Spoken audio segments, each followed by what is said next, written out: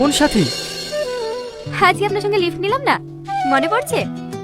ও, হঠাৎ কল দিলেন যে? একা একা লাগছিল তো, তাই ভাবলাম আপনাকেও একটু ডিস্টার্ব করি। কল দিয়েছেন ঠিক আছে, কিন্তু আমি ডিস্টার্ব হই না। কেন? আমিও তো একা, কেউ কল দিলে আমার ভালোই লাগে। আচ্ছা, তাহলে তো আমি আপনাকে কল দিতেই পারি। অফকোর্স।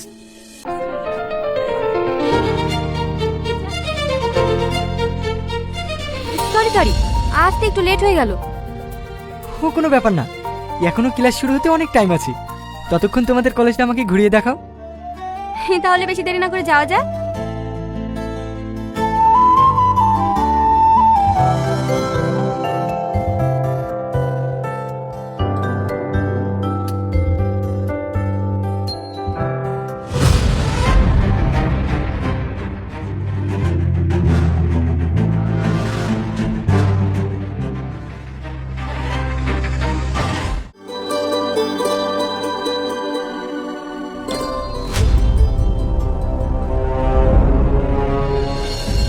রোহন, তুমি এখানে?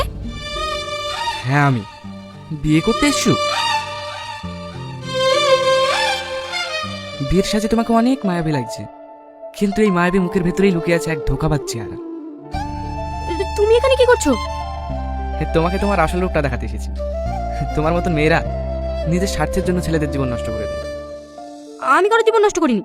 এই এখন অনেক মেয়েরা 3-4টি করে বয়ফ্রেন্ড রাখে। খুব সহজেই বলে দিলে, তাই না? একটা ছেলে তার সমস্ত কিছু দিয়ে ভালোবাসে তোমায়, আর তুমি ছি।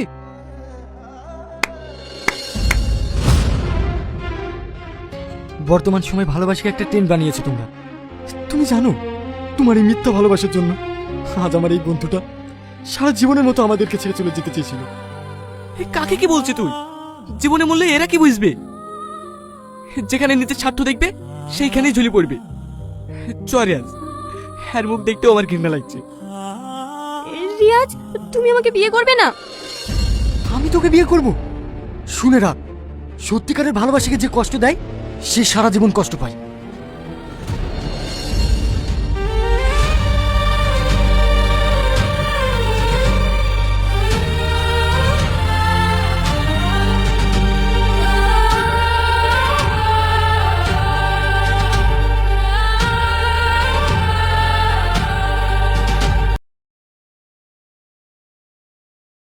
হ্যালো বন্ধুরা, কেমন আছো তোমরা সবাই? আশা করছি তোমরা সকলে খুবই ভালো আছো। আমি কিন্তু আবারও তোমাদের সাথে একটা ভিডিওর নাটকের ক্লিপ শেয়ার করেছি, যেটা পলিগ্রাম টিভির অনেক অনেক অনেক ফেমাস রিয়াজ আর সাথী আর হচ্ছে রোহান। এদের হচ্ছে নাটকটার নাম ধোকা। এই নাটকটা তোমাদের কেমন লেগেছে অবশ্যই কমেন্ট করো।